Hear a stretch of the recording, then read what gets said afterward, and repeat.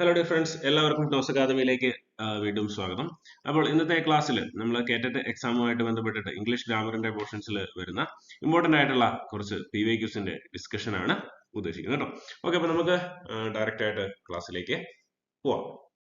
Okay, അപ്പോൾ ആദ്യമായിട്ട് തന്നെ നമുക്ക് റിപ്പോർട്ടഡ് സ്പീച്ചുമായിട്ട് ബന്ധപ്പെട്ടുള്ള ഒരു ചോദ്യമാണ് നമുക്ക് ഇവിടെ കിട്ടിയിരിക്കുന്നത്. ഓക്കെ, അപ്പോൾ ഇവിടെ ഇത് എന്ത് ടൈപ്പ് സെന്റൻസ് ആണ്? The teacher said to the students work hard. Work hard എന്ന് പറഞ്ഞാൽ നന്നായിട്ട് അധ്വാനിച്ച് പഠിക്കുക എന്നുള്ളതാണ് ഇവിടെ ഉദ്ദേശിക്കുന്നത്. അപ്പോൾ അവിടെ അതൊരു ഇമ്പരറ്റീവ് സെന്റൻസ് ആണ് അല്ലെ? കമാൻഡ് അല്ലെങ്കിൽ റിക്വസ്റ്റ്, അത്തരം സെന്റൻസുകളെ നമ്മൾ ഇമ്പരറ്റീവ് സെന്റൻസ് എന്നാണ് പറയുന്നത്. അപ്പോൾ ഇമ്പരറ്റീവ് സെന്റൻസുകളെ റിപ്പോർട്ട് ചെയ്യുന്നത് എങ്ങനെയാണ് എന്നുള്ളത് നമുക്ക് അറിയാം അല്ലെ? ഇമ്പരറ്റീവ് സെന്റൻസുകൾ റിപ്പോർട്ട് ചെയ്യുമ്പോൾ നമുക്ക് റിപ്പോർട്ടിംഗ് വെർബുകളായിട്ട് ഓർഡേഡ്, കമാൻഡഡ്, റിക്വസ്റ്റഡ് എന്നൊക്കെയുള്ള റിപ്പോർട്ടിംഗ് വെർബുകളാണ് സാധാരണഗതിയിൽ നമ്മൾ ഉപയോഗിക്കുന്നത്. അല്ലെങ്കിൽ അഡ്വൈസ്ഡ് എന്ന് പറയുന്ന ആ ഒരു യൂസേജ് നമുക്ക് ഉപയോഗിക്കാം. അതുപോലെ അതിന്റെ ഒരു ഫോർമാറ്റ് എന്ന് പറയുന്നത് ടു യൂസ് ചെയ്തുകൊണ്ട് വേണം നമ്മൾ ഇമ്പരറ്റീവ് സെന്റൻസുകളെ റിപ്പോർട്ട് ചെയ്യാനായിട്ട്. ഓക്കെ, അപ്പൊ ഇവിടെ നമ്മൾ ക്വസ്റ്റ്യൻ ശ്രദ്ധിക്കുക. The teacher said to the students work hard. അപ്പൊ ഇതിനെ നമ്മൾ എങ്ങനെ റിപ്പോർട്ട് ചെയ്യും?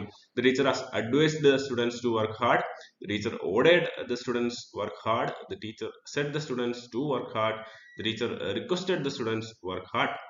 ഓക്കെ, അപ്പൊ ഇവിടെ ഉത്തരമായിട്ട് നമുക്ക് വരുന്നത് ടു എന്ന് പറയുന്ന യൂസേജ് കൂട്ടി വന്നിരിക്കുന്നത് എവിടെയാണ്? The teacher advised the students to work hard എന്ന് പറയുന്ന ആദ്യത്തെ ഓപ്ഷനാണ് നമുക്ക് ഇവിടെ ശരിയായിട്ട് വരുന്നത്.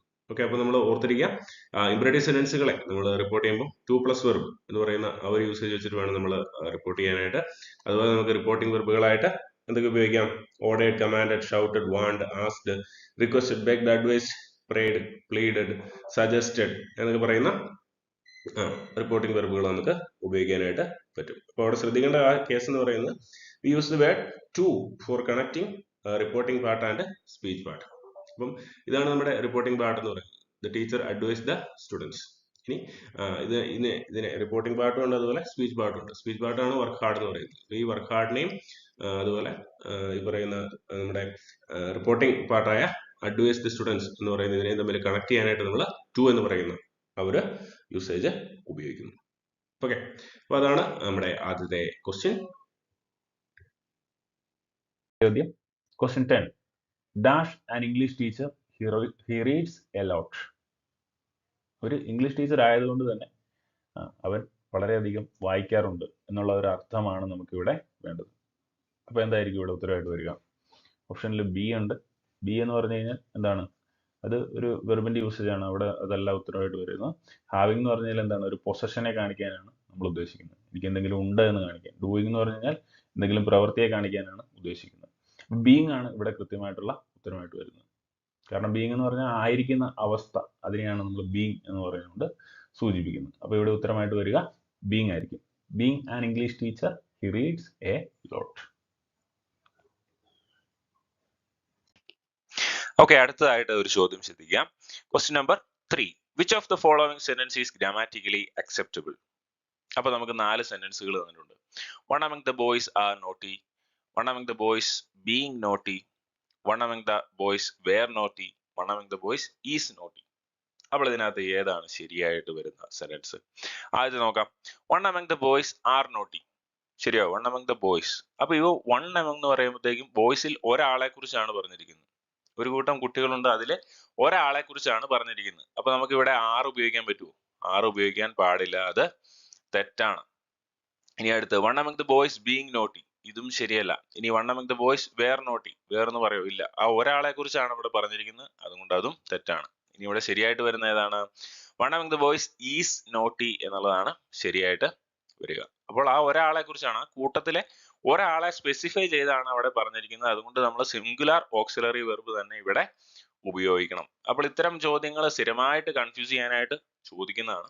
വൺ അമംഗ് ദ, അപ്പോൾ വൺ അമംഗ് ദ ബോയ്സ് അല്ലെങ്കിൽ വൺ ഓഫ് ദ ബോയ്സ് എന്ന് പറയും, വൺ ഓഫ് ദ കൂട്ടിയിട്ടുള്ള ഇത്തരം പ്രയോഗങ്ങളുടെ കൂടെ എപ്പോഴും നമ്മൾ മോസ്റ്റ്ലി സിംഗുലർ ആയിട്ടുള്ള ഓക്സിലറി വെർബ് ആയിരിക്കും ഉപയോഗിക്കുക. അപ്പോൾ ആ കാര്യം നമ്മൾ ശ്രദ്ധിച്ച്, ഇങ്ങനത്തെ ക്വസ്റ്റ്യൻസ് വരുമ്പോൾ ശ്രദ്ധിച്ച് തന്നെ ഉത്തരം എഴുതാനായിട്ട് ശ്രമിക്കുക. കാരണം പെട്ടെന്ന് നമ്മൾ വൺ അമംഗ് ദ ബോയ്സ്, ഈ ബോയ്സ് എന്ന് കണ്ടു കഴിയുമ്പോഴത്തേക്കും നമ്മൾ പ്ലൂറൽ ആണെന്ന് വിചാരിച്ച് പ്ലൂറൽ വെർബ് ചിലപ്പോൾ എഴുതി വെക്കാൻ സാധ്യതയുണ്ട്. അറിയാമെങ്കിൽ പോലും നമുക്ക് ചിലപ്പോൾ മിസ്റ്റേക്ക് വരും.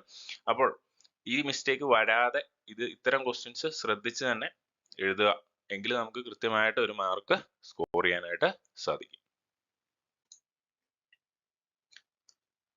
The meeting was dashed because of bad weather. The meeting was dashed because of bad weather. Okay, അപ്പൊ ഇവിടെ എന്തായിരിക്കും ഉത്തരവായിട്ട് വരിക? ഇത് വളരെ റിപ്പീറ്റഡ് ആയിട്ട് ചോദിക്കുന്ന ഒരു ക്വസ്റ്റ്യൻ ആണ്. കാരണം പുട്ട് ഓഫ് ആണ് ഇവിടെ ഉത്തരവായിട്ട് വരിക. നമ്മളുടെ മിക്കവർക്കും ഇതിന്റെ ഉത്തരം കൃത്യമായിട്ട് അറിയായിരിക്കും, പക്ഷെ എങ്കിലും ഞാൻ പറയുകയാണ്, ഇതിന്റെ ഉത്തരം പുട്ട് ഓഫ് ആണ്. പുട്ട് ഓഫ് എന്ന് പറഞ്ഞു കഴിഞ്ഞാൽ അർത്ഥം എന്താണ്? പോസ്റ്റ് പോൺ ചെയ്യുക എന്നുള്ള അർത്ഥമാണ്. പോസ്റ്റ് പോൺ എന്ന് പറഞ്ഞു കഴിഞ്ഞാൽ എന്താണ്?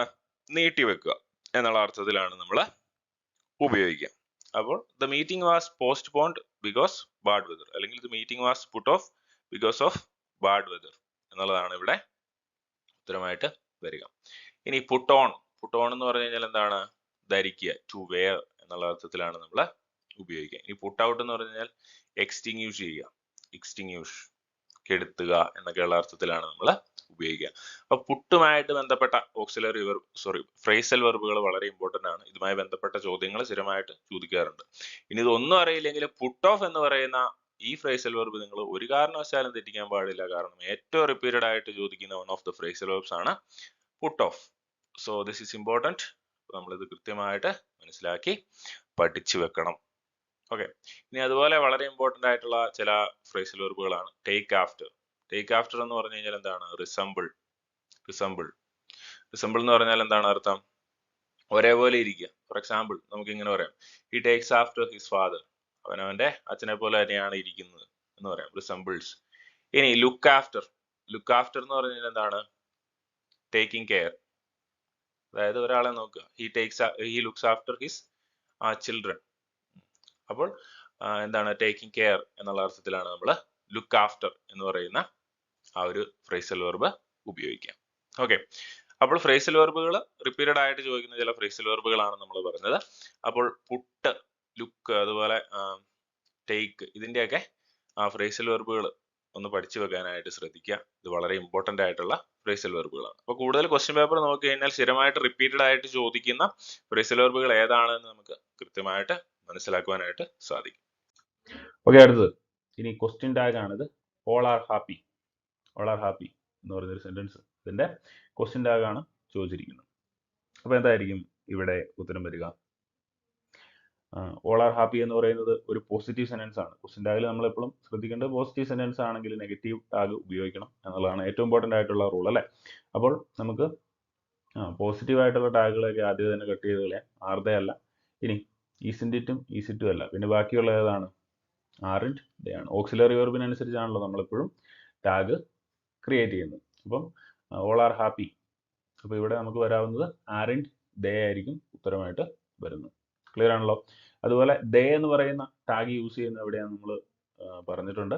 നമ്മുടെ ക്ലാസ്സുകൾ കൂടിയവർക്ക് അറിയാം. അല്ലെങ്കിൽ ജസ്റ്റ് എന്ന് പറയുകയാണ് every one everybody, no one nobody, no one nobody, someone somebody, all, ഇതിൻ്റെയൊക്കെ കൂടെ നമ്മൾ ദേ എന്ന് പറയുന്ന ടാഗ് ആയിരിക്കും യൂസ് ചെയ്യുക. ഓക്കെ, അതുകൊണ്ടാണ് നമ്മൾ ഇവിടെയും ദേ എന്ന് പറയുന്ന ടാഗ് തന്നെ യൂസ് ചെയ്തിരിക്കുന്നത്. അപ്പോൾ ഇവിടെ ഉത്തരം എന്താണ്? All are happy are in they എന്നുള്ളതായിരിക്കും ഇവിടെ നമുക്ക് ഉത്തരമായിട്ട് വരിക. ക്ലിയർ ആണല്ലോ? ഓക്കെ. ഓക്കെ, അടുത്തതായിട്ട് നമ്മൾ ഫ്രേസൽ വെർബ്സ് എന്ന് പറയുന്ന സെക്ഷനുമായിട്ട് ബന്ധപ്പെട്ടിട്ടുള്ള ഒരു ചോദ്യമാണ് ഇവിടെ കൊടുത്തിരിക്കുന്നത്. ഓക്കെ, അപ്പൊ എന്താണ് നമ്മുടെ ചോദ്യം? The meeting was dash because of the strike എന്നാണ് പറഞ്ഞിരിക്കുന്നത്. ദ മീറ്റിംഗ് വാസ് ഓപ്ഷനിൽ called up, called in, called off, called at എന്ന് പറഞ്ഞ 4 ഓപ്ഷൻസ് ആണ് നമുക്കുള്ളത്. അപ്പൊ ഇവിടെ ഇതിന്റെ ഉത്തരം എന്ന് പറയുന്നത് കോൾ ഓഫ് എന്നുള്ളതാണ് കേട്ടോ. കോൾഡ് ഓഫ്, ക്യാൻസൽ, ക്യാൻസൽ എന്നുള്ളതാണ് ഇതിന്റെ മീനിങ്. അപ്പൊ ഈ കോൾഡ് ഓഫിന്റെ കേസ് പറയുമ്പോൾ നമ്മളിവിടെ ശ്രദ്ധിക്കേണ്ട ഒരു കാര്യമുണ്ട്. In exams whenever you see words like meeting, match, programme, strike, rain. Meeting, match, programme, strike, rain, അപ്പൊ ഇതിന്റെയൊക്കെ കൂടെ കോൾ കൂട്ടിയിട്ടുള്ള ഫ്രേസൽ വെർബ്സ് വന്നിട്ടുണ്ടെങ്കിൽ അതിന്റെ ഉത്തരം മിക്കപ്പോഴും തന്നെ കോൾ ഓഫ് ആയിരിക്കും, ക്യാൻസൽ എന്നുള്ള അർത്ഥം വരാനായിട്ട്. ഓക്കെ, ഇനി ബാക്കിയുള്ള ഫ്രേസൽ വെർബ്സിന്റെ മീനിങ് കൂടെ നമ്മളിവിടെ പറയുകയാണ്. കോൾ അപ്പ് എന്ന് പറഞ്ഞു കഴിഞ്ഞാൽ ടു ടെലിഫോൺ, ആരെങ്കിലും കോൾ ചെയ്യുക, വിളിച്ചു വരുത്തുക എന്നൊക്കെ പറയുന്നതിനാണ് നമ്മൾ കോൾ അപ്പ് എന്നതുകൊണ്ട് ഉദ്ദേശിക്കുന്നത്. ഇനി കോൾ ഇൻ എന്നതുകൊണ്ട് to summon or visit briefly, അതായത് വളരെ ബ്രീഫ് ആയിട്ടുള്ള ഒരു കൂടിക്കാഴ്ച നടത്തുക എന്നുള്ളതാണ് കോളിൻ എന്നുകൊണ്ട് ഉദ്ദേശിക്കുന്നത്. ഇനി കോളറ്റ് എന്ന് പറയുന്നത് കഴിഞ്ഞാൽ to visit a place. We called at his house എന്ന് പറയുമ്പോൾ എന്താണ്, ഒരു സ്ഥലം സന്ദർശിക്കുക അല്ലെങ്കിൽ ഒരു വീട്, ഒരു ഭവനം സന്ദർശിക്കുക. അതിനാണ് നമ്മൾ കോളറ്റ് എന്നതുകൊണ്ട് ഉദ്ദേശിക്കുന്നത്. ഓക്കെ.